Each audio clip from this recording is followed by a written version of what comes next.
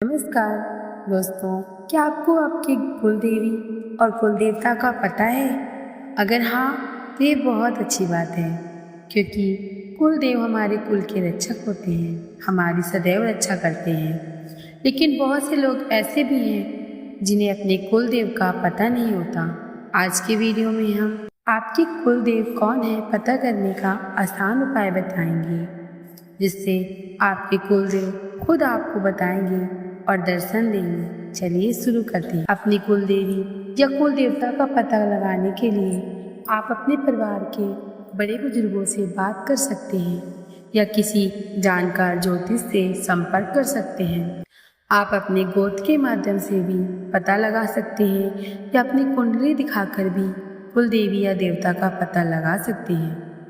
हमारे भारतवर्ष में बहुत सारी ऐसी परंपराएं हैं जिनके बारे में हम जानते भले ही ना हो पर मानते जरूर हैं। आज भी हम अपने देवी देवता को भूले नहीं हैं। किसी भी छोटे बड़े कार्यों में हम उनकी पूजा करना नहीं भूलते। पर आपने ध्यान दिया होगा कि जब भी हम घरों में पूजा करते हैं तो कुल देवता, ग्राम देवता, पितृ देवता की पूजा जरूर करते हैं। पर क्या आपको पता है कि इनकी पूजा से हमारे जीवन में क्या लाभ है और क्या नुकसान होते हैं? बहुत से ऐसे भी लोग होंगे जिन्हें तो ये पता भी नहीं होगा कि हमारे कुल देवता या कुल देवी कौन है।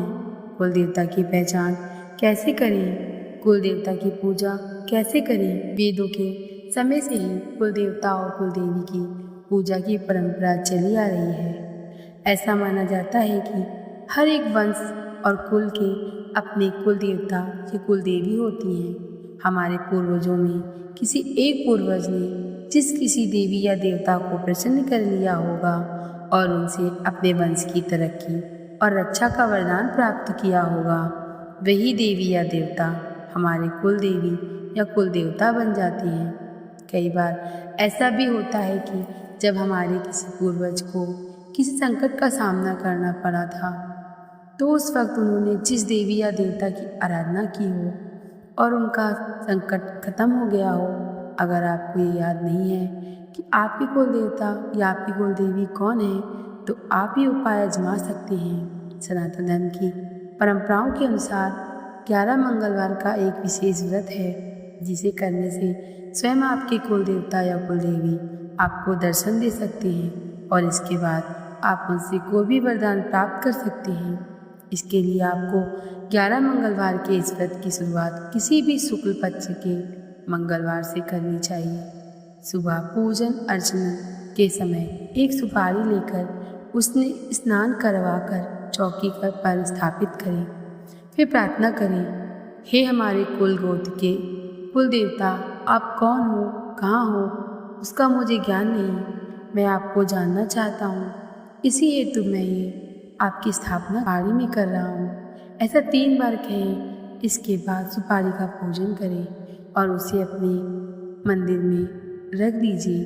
फिर रात में सोने से पहले सुपारी का फिर से पूजन कर प्रार्थना करें, हे हमारे कुल गोत्र के कुल देवता, मैं आपको जानना चाहता हूँ, कृपया कर स्वप्न में मार्गदर्शन प्रदान कीजिए और सुपारी को अपने तकिए के नीचे रखकर सो जाइए। सुबह सुपारी को पुनः वापस मंदिर में रखकर पूजन और प्रार्थना करें। जिस मंगलवार को आपने ये व्रत आरंभ किया है उसे छोड़ 11 मंगलवार को आपको कठोर उपवास करना है। कुल देवता स्तोत्र और कुल देवता मंत्र से कुल देवता स्थापना की जाती है। यही इसका नियम है। 11वें मंगलवार की रात आपको अपने कुल देवता या कुल देवी स्वप्न में दर्शन देंगे और आपको अपने कुल देवी या देवता के बारे में पता चल जाएगा। व्रत की इस अवधि में शुद्धता का विशेष ध्यान रखें, यहाँ तक कि बिस्तर और सोने का स्थान तक शुद्ध और पवित्र रखें।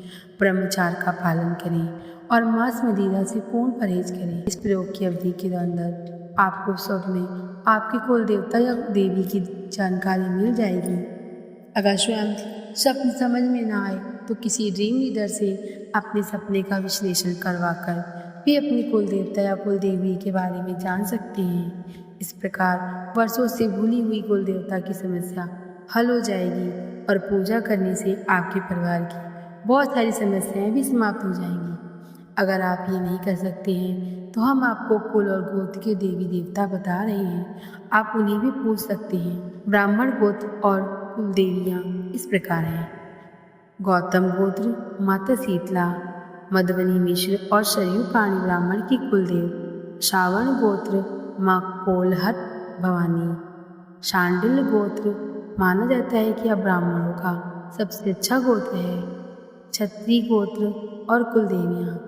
परिहार वंश चामुंडा माता या सुधा माता। परमार पवार वंश सचिया माता। गोयल वंश माता महिषासुरमर्दिनी तीर्थ स्थल खेड़ दर्शन। दरक गोत्र श्री मूषा माता, श्री मूषा धाम, निम्बार्क तीर्थ रोड, खतौली, किशनगढ़, अजमेर।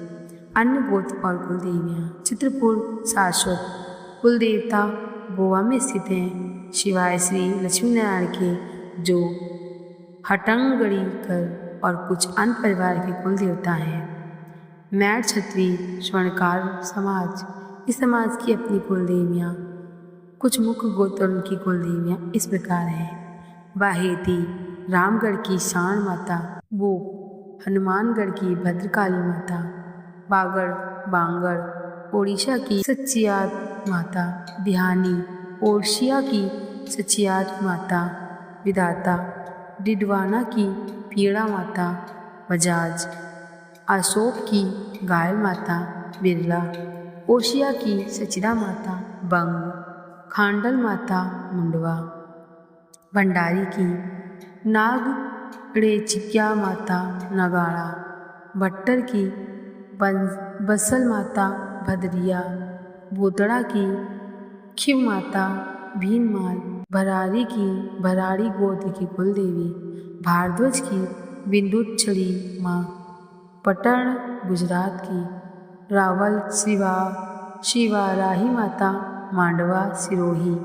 कश्यप शिवाराही माता मांडवा सिरोही।